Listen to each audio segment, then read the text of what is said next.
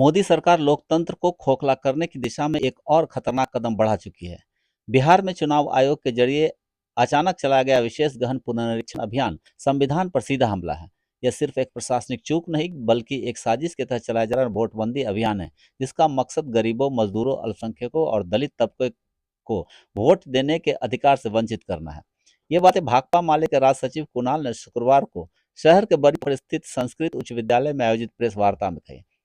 उन्होंने कहा कि सुप्रीम कोर्ट ने भी इस अभियान में मौजूद भारी खामियों को गंभीरता से संज्ञान में लिया है और चुनाव आयोग को उसमें जरूरी सुधार लाने की सलाह दी है।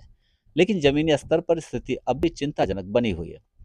सबसे चिंताजनक बात यह है कि लोगों से फॉर्म भरवाने के बाद उन्हें कोई रिसीविंग नहीं दी जा रही।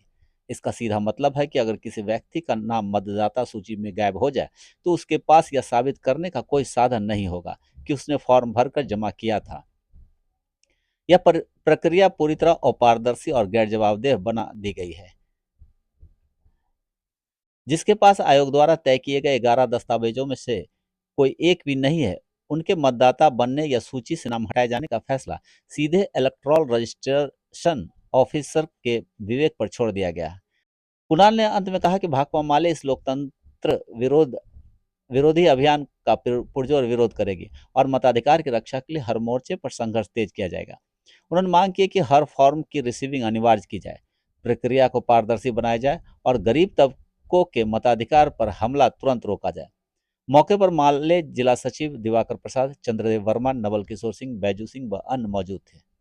देखिए, सबसे पहले तो हम बिहार की जुझारू जनता का, जो अपने अधिकार के लिए और लोकतंत्र की रक्षा के लिए काफ़ी सजग और सचेत है, जो चक्का जाम सफल ढंग से आयोजित किया है, हम उनका अभिनंदन करते हैं, उनको बधाई देते हैं। लेकिन ये लड़ाई अभी भी जारी है। सुप्रीम कोर्ट ने भी अपनी चिंता जाहिर की है। बिहार की जो जनता की चिंता है कि इतने सारे जो लोग हैं उनका नाम कट सकता है।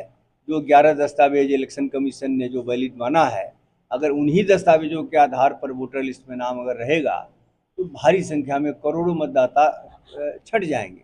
इसलिए सुप्रीम कोर्ट ने 3 और दस्तावेज, आधार कार्ड, वोटर आई कार्ड और राशन कार्ड, 3 को शामिल करने का सुझाव दिया है। लेकिन अभी तक इलेक्शन कमीशन ने उस सुझाव के आधार पर कोई नोटिफिकेशन जारी नहीं किया है। इसलिए चिंता अभी भी पूरे बिहार की जनता चिंतित है और हम लोग भी काफ़ी चिंतित हैं कि ये जो भाजपा की एक साजिश जो चल रही है बिहार की सत्ता हथियाने की, विगत 20 वर्षों के शासन से बिहार की जनता काफ़ी अकुताई हुई है और बिहार बदलाव के मुहाने पर है।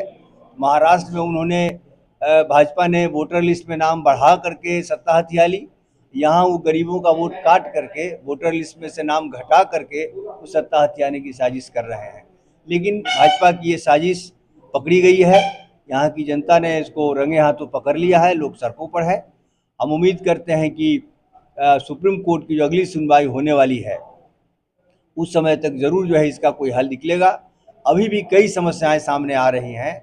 आयोग का निर्देश है, उसका नोटिफिकेशन है, जिसमें उन्होंने कहा है कि जो भी फॉर्म भरे जाएंगे उसकी पावती दी जाएगी, लेकिन कहीं भी कोई पावती नहीं दी जा रही है। अब इस वजह से तमाम मतदाता अंधेरे में हैं कि हमने जो फॉर्म जमा किया हमारे पास कोई सबूत नहीं है, कल हमारा नाम अगर काट दिया जाए तो हम क्या करेंगे। इसलिए ये जो है हमारी मांग है कि हर किसी को जिनका नाम आप फॉर्म भर रहे हैं उनको एक पावती दी जाए। दूसरी ओर ऑनलाइन जो फॉर्म भरने का काम है काफ़ी जटिल है, इसीलिए जो बिहार से बाहर जो प्रवासी मजदूर हैं या फिर किसी काम से किसी इमरजेंसी में बाहर चले गए हैं उनके लिए कोई स्पेशल व्यवस्था की जाए। और सबसे बड़ी समस्या ये है कि वैलिड दस्तावेज में जो आवास प्रमाण पत्र, जाति प्रमाण पत्र का प्रावधान है, तो करोड़ों आवेदन मैंने लोगों को ये प्रमाण पत्र दिया जाना है, लेकिन सरकार की जो व्यवस्था है वो बहुत ही छोटी है, बहुत ही नाकाफ़ी है। तो हम मांग करते हैं कि इसकी भी एक व्यवस्था हो। और एक जो इलेक्शन कमीशन ने बहुत ही खतरनाक प्रावधान किया है कि जिनका नाम ड्राफ्ट जो वोटर लिस्ट है उसमें से कट जाएगा, तो उनका नाम जोड़ा जाए कि काटा जाए, इसके लिए जो ERO है, इलेक्टोरल रजिस्ट्रेशन ऑफिसर, जो आमतौर से SDO होते हैं, उनके विवेक के जिम्मे छोड़ा गया है। यह भी काफ़ी खतरनाक है। वो चाहे तो किसी का नाम फिर काट देंगे।